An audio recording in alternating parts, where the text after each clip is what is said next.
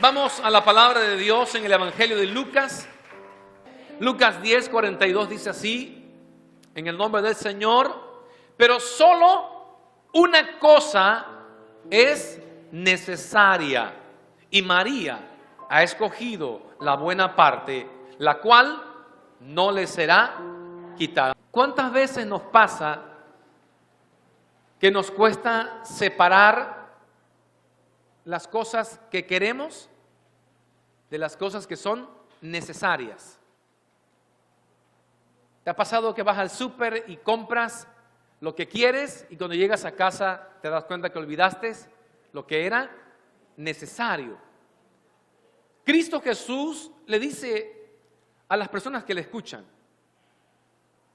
solo una cosa es necesaria. Y de eso necesario vamos a hablar hoy, de lo que es necesario.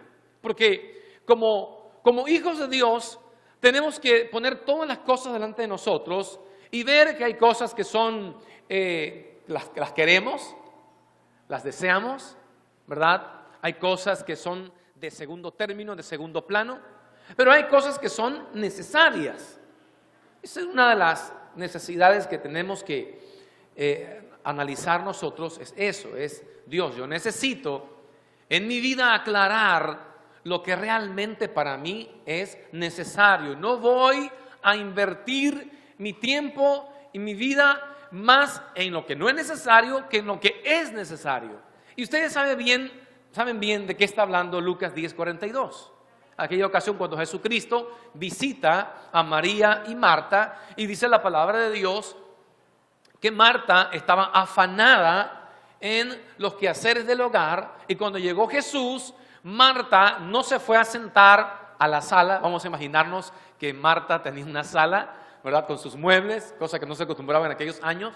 Pero piensa por un momento que a tu casa llega alguien, una visita, y solo una o dos personas de la familia van a la sala a atender y hablar con aquella persona, pero los demás siguen sacudiendo, barriendo, limpiando, y nadie viene a escuchar la plática y a oír lo que aquel te quiere compartir. Eso fue lo que pasó con Marta. Marta se quedó por allá en la cocina, se quedó por allá picando ajo y no vino a escuchar a Jesús. Y Cristo dice: solo una cosa es necesaria. Y María ha escogido la buena parte. Así que hay que saber escoger. Tienes cosas que quieres o cosas que son necesarias. Amén. Y tenemos que escoger, porque mire que eso es lo que nos corresponde a nosotros. Dice, María escogió. O sea que no nada más Marta tuvo la opción de escoger, también María. María pudo decir: me quedo en mis responsabilidades, en mis compromisos, en las cosas que tengo que hacer, o voy a escuchar a Jesús. Ambas tuvieron la oportunidad de escoger, pero María escogió la buena parte, o escogió lo que es mejor. Amén. Entonces cuando vemos esto, lo aplicamos a nuestras vidas y decimos: Señor, ayúdame a escoger la mejor parte, lo que es necesario. Amén. Y bueno, la Biblia habla de algunas cosas que son necesarias, no pueden faltar en tu vida. Amén. Hacen de muchísima falta. Número 1, nacer de nuevo. Evangelio de Juan capítulo 3 versículo 7. Juan 3:7. Algo que es necesario. Quizás algunos esto ya lo han entendido, lo han aprendido, pero algunos que nos escuchan o nos visitan hoy por primera vez, esta información va a ser muy importante. Una cosa es necesaria, y vamos a ver esto. Juan 3:7. Es necesario nacer de nuevo. Respondió Jesús y le dijo así: no te maravilles de que te dije, os es necesario nacer de nuevo. ¿Sí? Dice la palabra del Señor. Esa fue la respuesta de Jesús. En el versículo 5 dice: de cierto te digo que el que no naciere de agua y del Espíritu no puede entrar en el reino de Dios. Como Nicodemo no entendía, le dice Jesucristo: no te maravilles de que te dije, os es necesario nacer de nuevo. Porque Nicodemo estaba pensando humanamente entrar de nuevo en el vientre de su madre y nacer. Jesús dice: no te asombres de eso. Yo te hablo de un nacimiento distinto. Es necesario. El nuevo nacimiento no lo podemos dejar a un lado, no nos podemos ocupar de otras cosas, sino principalmente lo primero es nacer de nuevo, porque allí empieza tu vida cristiana de verdad, en nacer de nuevo. ¿Qué es el nuevo nacimiento? Es aquel encuentro con el Espíritu Santo de Dios y la palabra del Señor. Cuando usted escucha el Evangelio de Jesús y todas aquellas ideas que usted tenía, la Biblia es un libro cualquiera, la iglesia es solo para engañar a la gente, esas ideas, el poder de la palabra de Dios las desaparece de tu mente y en tu corazón acontece una obra que solo Dios la puede hacer y se llama nuevo nacimiento. Tu corazón cambia su forma de pensar. El día que te rindes a Jesús y dices, Señor, yo no quiero seguir viviendo igual, no quiero seguir siendo un pecador. El día que tú reconoces y te postras y pides perdón al Padre Celestial, ese día tú naces de nuevo. Necesitas reconocer que tu vida no es agradable a los ojos de Dios tal como tú la vives. Y cuando lo reconoces y clamas a Dios por esa ayuda poderosa que Él nos da, automáticamente el poder de Dios hace algo en ti. Tu espíritu nace de nuevo. Tu espíritu es libertado de las ataduras, de las cadenas del pecado. Tu espíritu que estaba encadenado a un pecado o a muchos pecados, a malas costumbres, es libertado. Tu espíritu puede ahora tomar nuevas decisiones. Ahora puedes decidir, puedes elegir, puedes decir no, puedes decir sí. Tienes autoridad. El nuevo nacimiento implica, dice, el viento sopla de donde quiere y oye su sonido, mas ni sabe de dónde viene ni a dónde va. Así es todo aquel que es nacido del Espíritu, con E mayúscula, que da a entender que ha nacido por poder o por efecto del Espíritu Santo.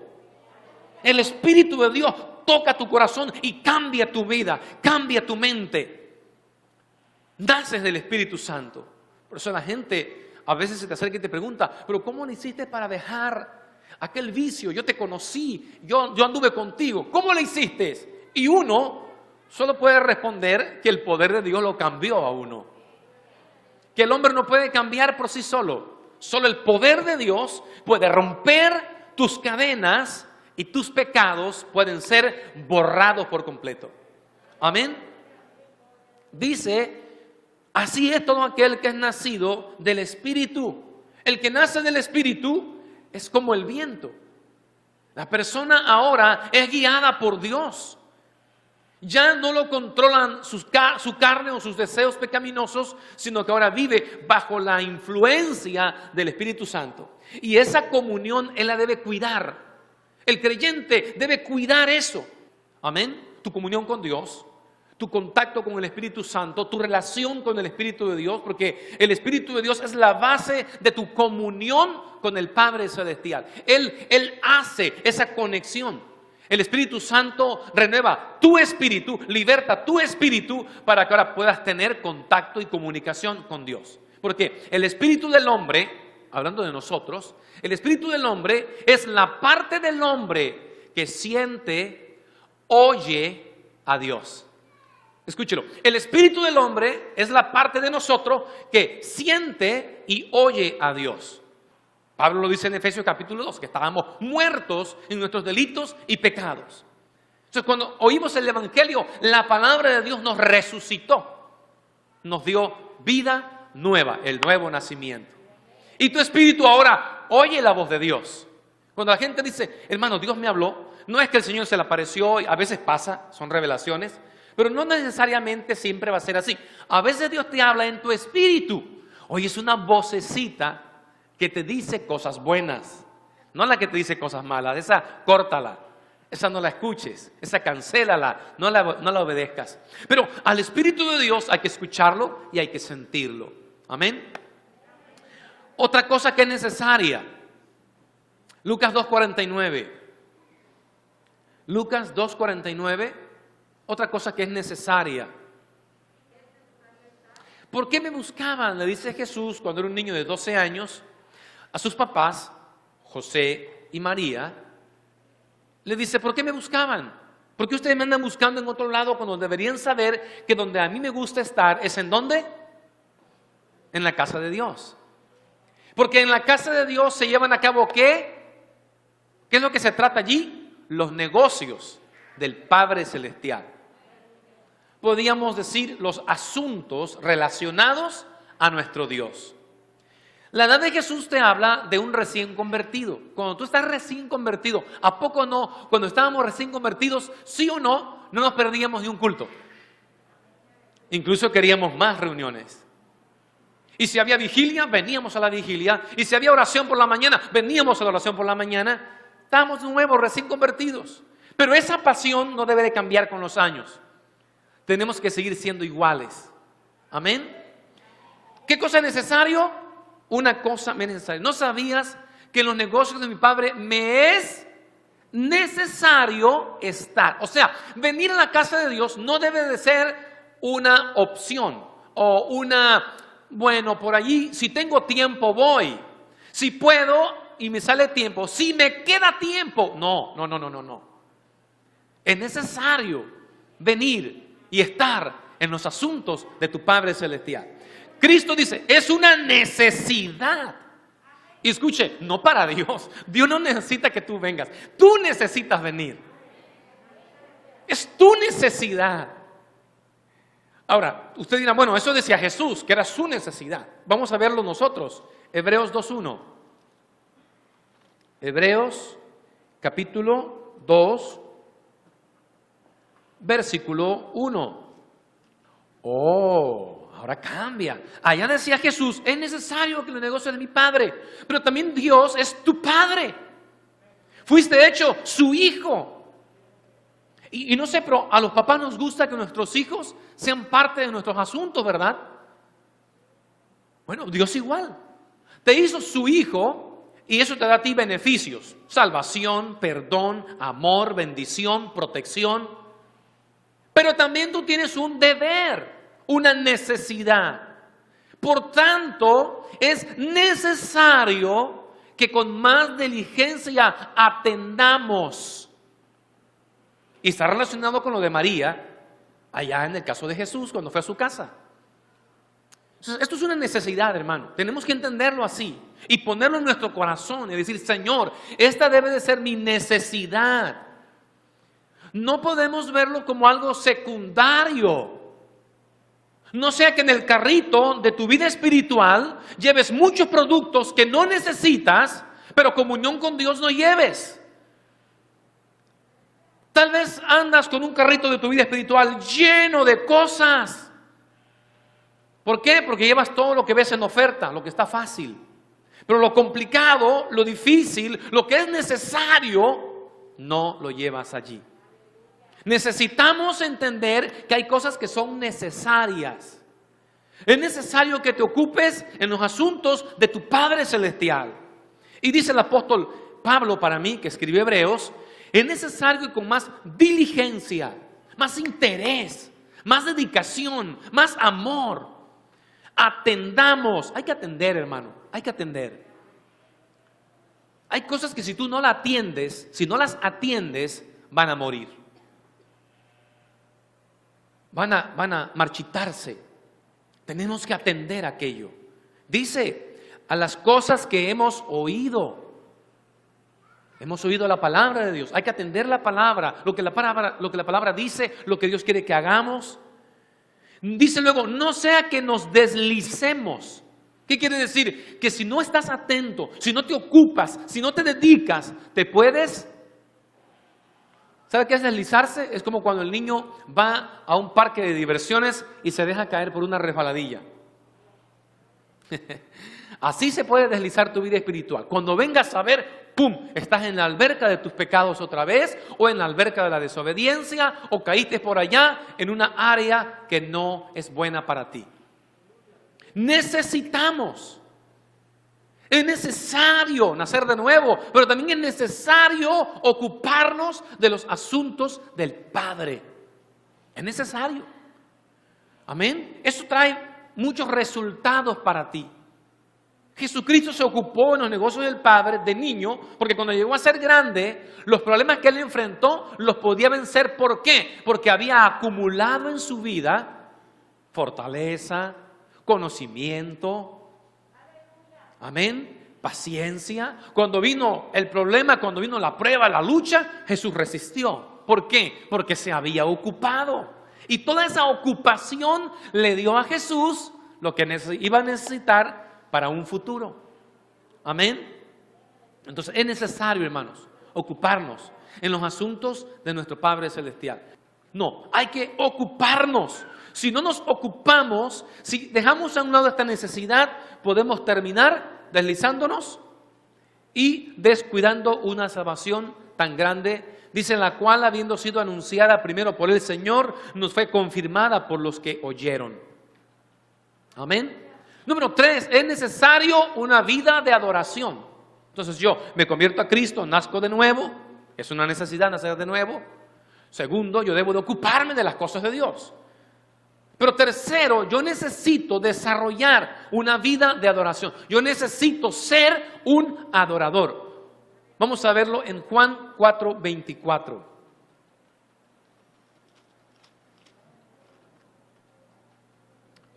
Evangelio de Juan, capítulo 4, versículo 24.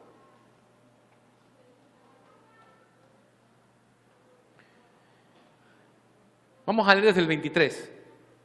Mas la hora viene, y ahora es, cuando los verdaderos adoradores adorarán al Padre en espíritu y en verdad, porque también el Padre tales adoradores busca que le adoren. Dios es espíritu, y los que le adoran en espíritu y en verdad, es necesario que le adoren. Entonces, adorar a Dios es una necesidad. Pero ¿sabe algo? Cuando conocemos al Señor, cuando salimos del pecado, del mundo, no sabemos adorar.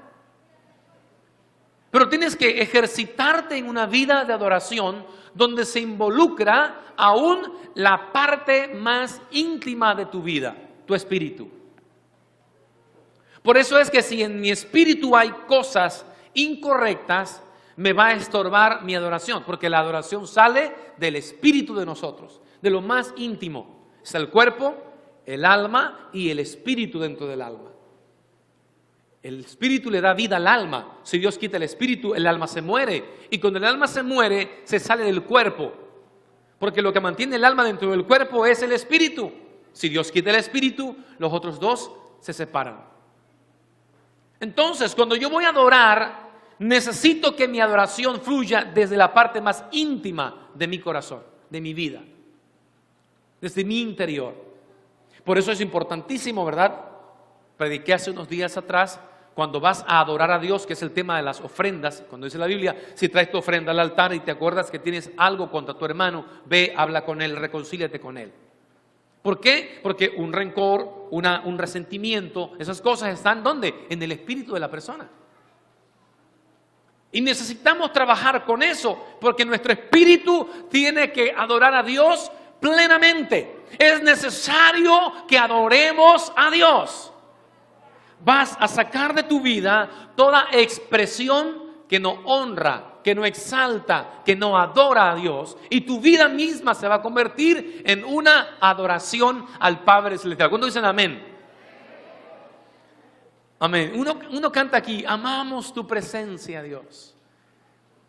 Oh, qué hermoso cuando abres tu corazón a Dios y olvidas un poco todo lo que te rodea, incluso tus preocupaciones, tus problemas, y te pones a adorar a Dios. ¿Sabe por qué es necesario eso? Porque cuando tú adoras de todo tu corazón, adoras así como está la Biblia diciéndolo aquí, esa adoración produce en ti muchas cosas. Se rompen cadenas, amén. Tus preocupaciones se van del corazón. Lo que te afligía, lo que te angustiaba, todo, tu tristeza puede salir en medio de un tiempo de adoración. Puedes sentir libertad, puedes sentir bendición, puedes sentir fuerzas nuevas, incluso salud.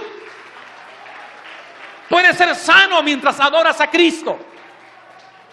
Ni cuenta te vas a dar cuando llegues a casa. Oye, no siento lo que yo tenía. De verdad, a veces siempre creemos que podemos ser sanados solo en una oración.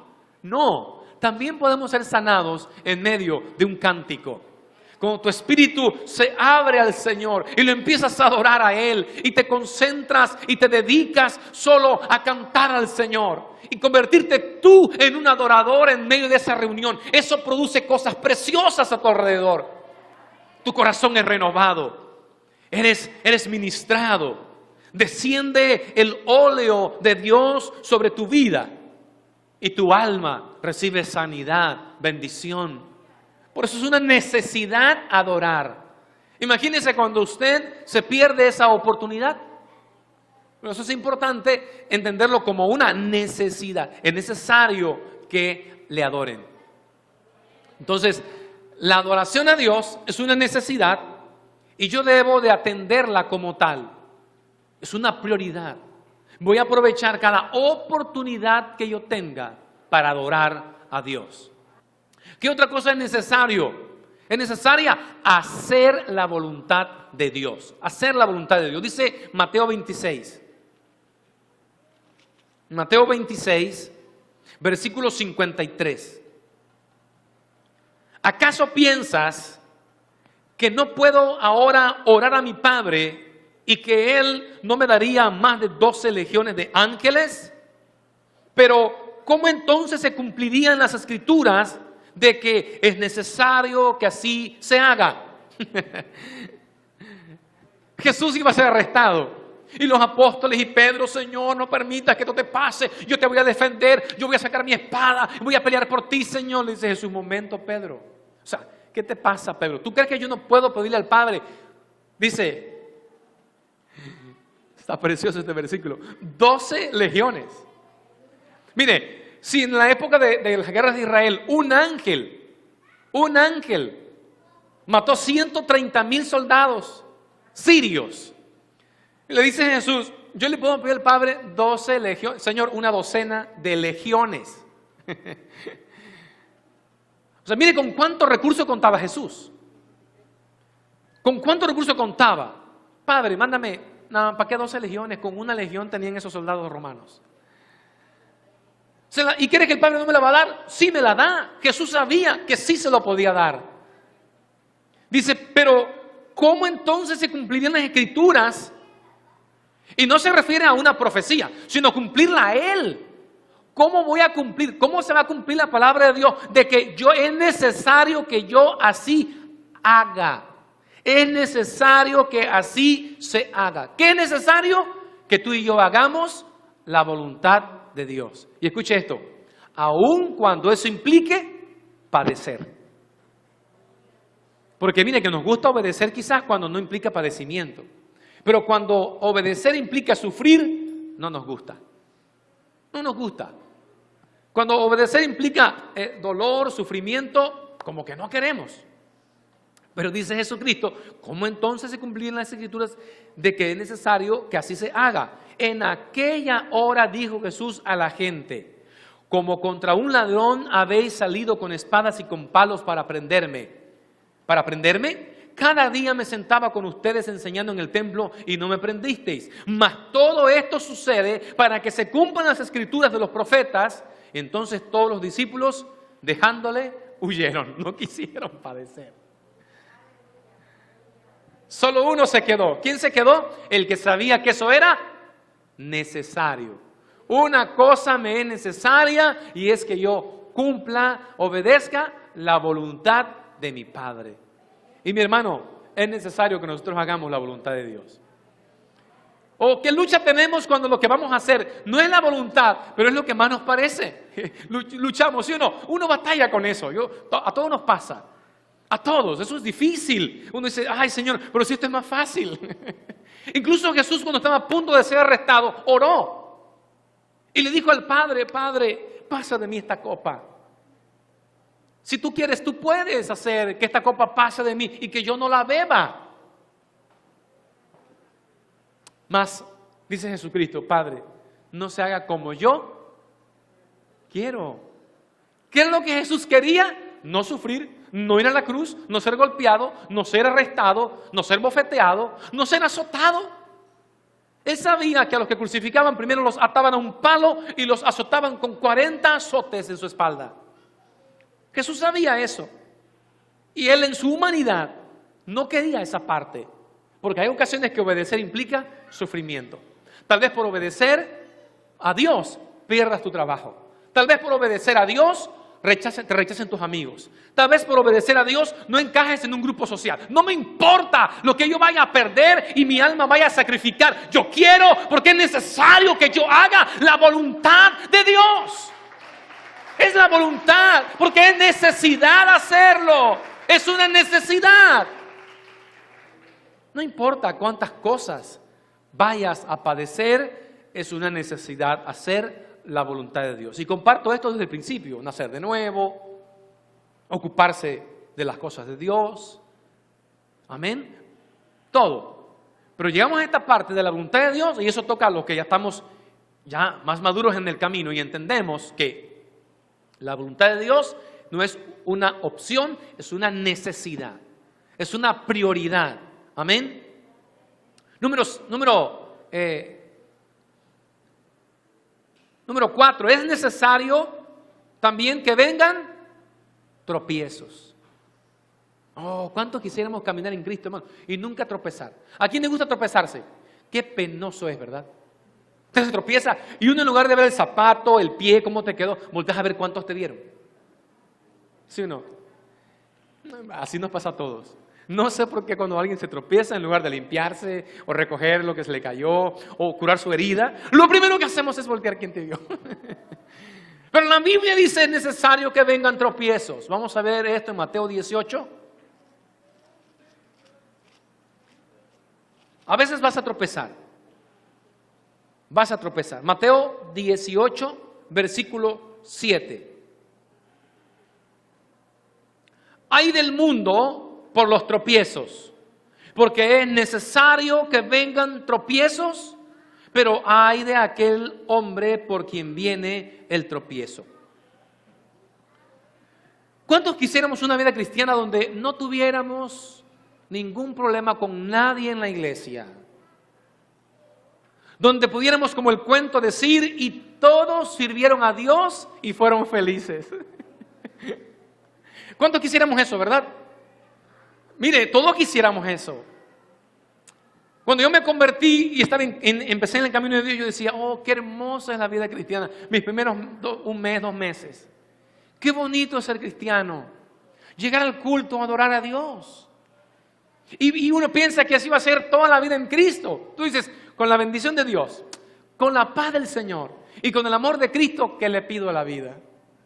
Dice el Señor: espérense, es necesario que haya tropiezos. Tienen que haber tropiezos. Jesús relaciona el tropiezo aquí con conflictos entre hermanos en la fe. Y si usted dice: tuve un problema aquí, me voy a otra iglesia porque aquí tuve problemas. No, va a volver a repetir lo mismo. Donde usted llegue, donde usted vaya, porque los tropiezos son necesarios. Amén.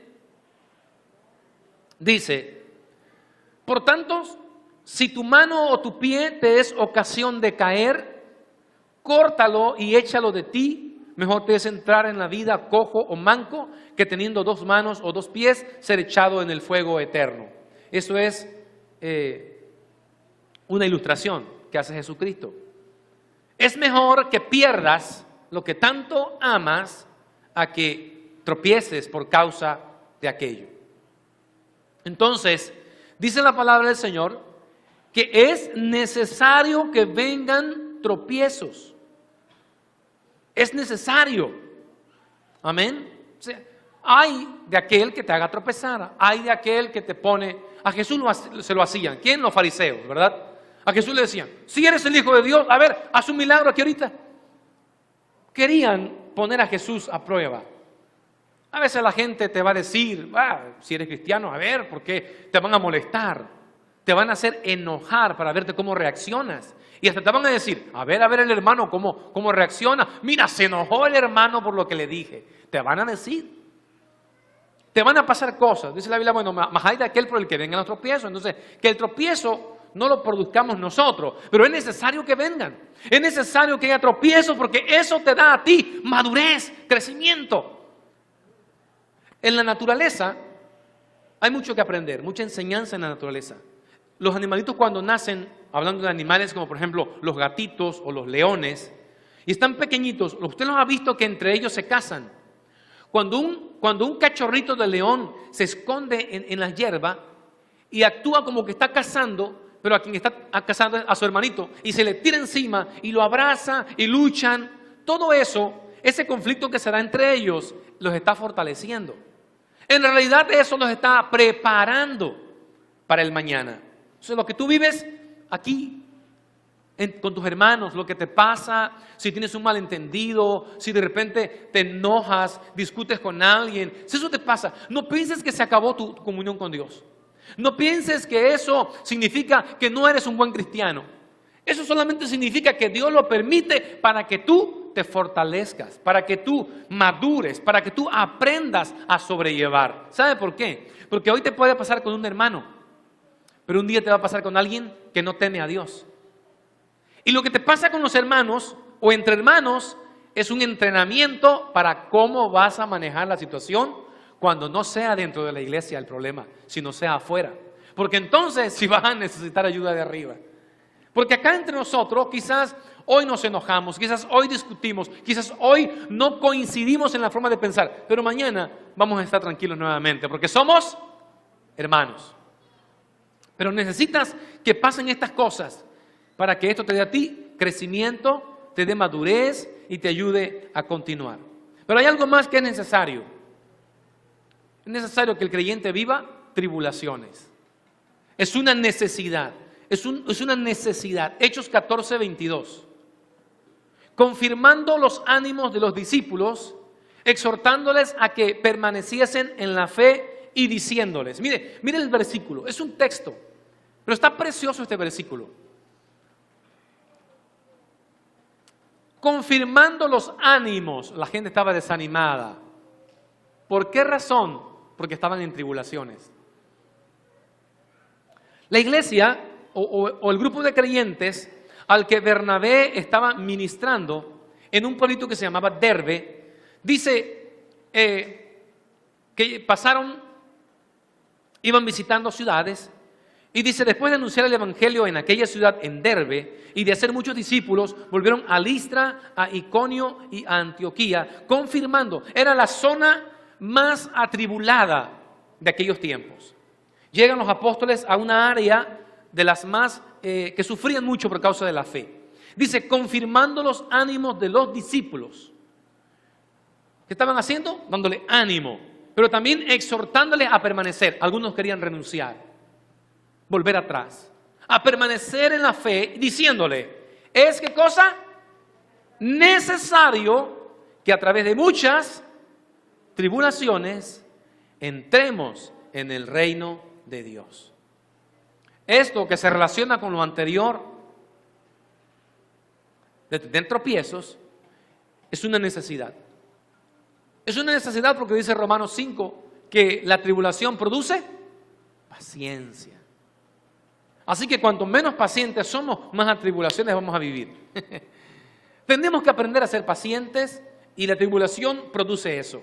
No podemos ganar el reino con la impaciencia. Tenemos que ser pacientes para conquistar. Pero dice el texto aquí, es necesario que a través de muchas tribulaciones entremos en el reino de Dios. La tribulación te perfecciona al igual que el tropiezo. La tribulación, aquella etapa difícil, donde a veces no sientes a Dios de tu lado o sientes que nadie está contigo, piensas muchas cosas, sientes incluso que ya no puedes seguir en el camino de Dios como le pasaba a los hermanos de Listra, Iconio y Antioquía. En todos aquellos lugares la iglesia estaba pasando momentos difíciles y dice la palabra del Señor, es necesario que a través de muchas tribulaciones entremos. La tribulación es una necesidad. O sea, no podemos decir, no, en la fe hay muchas tribulaciones, yo mejor no sigo porque es que padezco más que en el mundo. Ah, pues en el mundo no padeces por lo mismo, porque estás allí. El diablo no te va a atacar, no vas a padecer. ¿Por qué? Porque allí es donde Él te quiere tener. Pero aquí en Cristo, como Él no quiere que estés, entonces van a venir las tribulaciones, los tropiezos, para que tú te alejes y vuelvas atrás. Pero dice el apóstol aquí en su consejo que le daban a los hermanos, es necesario que a través de muchas tribulaciones entremos. Oh, pero mire dónde. Mire a dónde. Al reino de Dios. Qué hermoso lugar. Qué hermoso destino. El reino de Dios. Allí es donde vamos. ¿Cuántos quieren ir allí? ¿Cuántos quieren entrar en el reino de Dios? Amén. Gloria al Señor. Es necesario. Hebreos 11:6. Ustedes saben ese versículo. Dice Hebreos 11:6, pero sin fe es imposible agradar a Dios. Porque es necesario que el que se acerca a Dios crea que le hay. Pero mire esto, dos cosas. Crea que le hay y que es galardonador de los que le buscan. Esta fe que habla aquí no es la de hacer milagros. Es la fe de creer en Dios. Es la fe de creer que Dios te va a recompensar. Es la fe porque dice aquí que crea que le hay y que es galardonador de los que le buscan. El enemigo de repente trabaja tu mente y trabaja tu corazón diciéndote, mira, estás padeciendo en vano. ¿Qué ganas? ¿Qué ganas con ser creyente? ¿Qué ganas con seguir a Dios? Mira, en lugar de ganar algo, no, tienes problemas, tienes luchas, tienes tropiezos, tienes tribulaciones. Pero dice la palabra, es necesario que el que se acerca a Dios crea que le hay y que es galardonador. Es necesario, es una necesidad.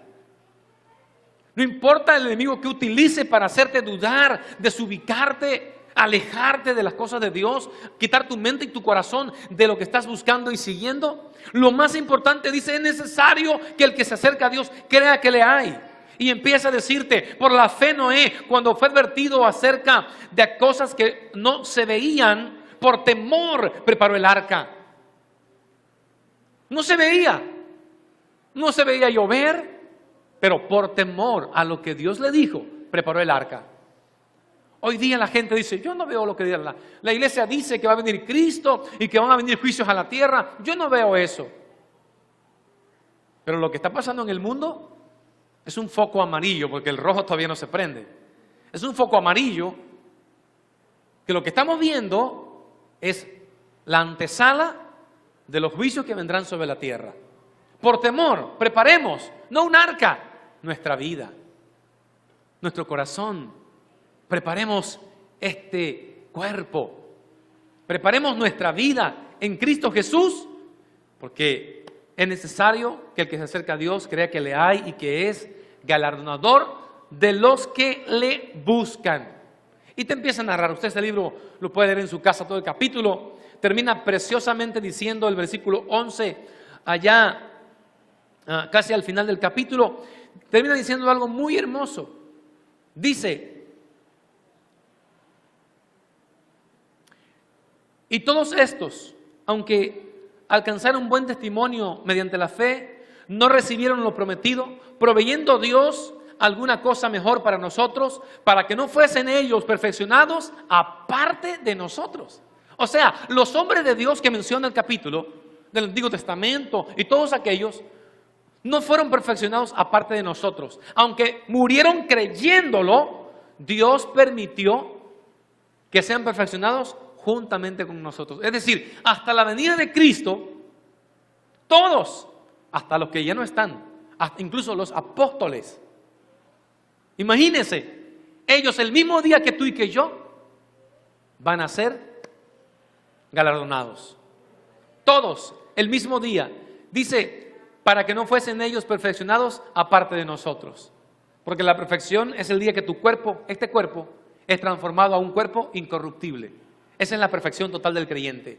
Y dice el apóstol, hasta que todos juntos, nadie aparte, todos fuesen perfeccionados juntamente con nosotros.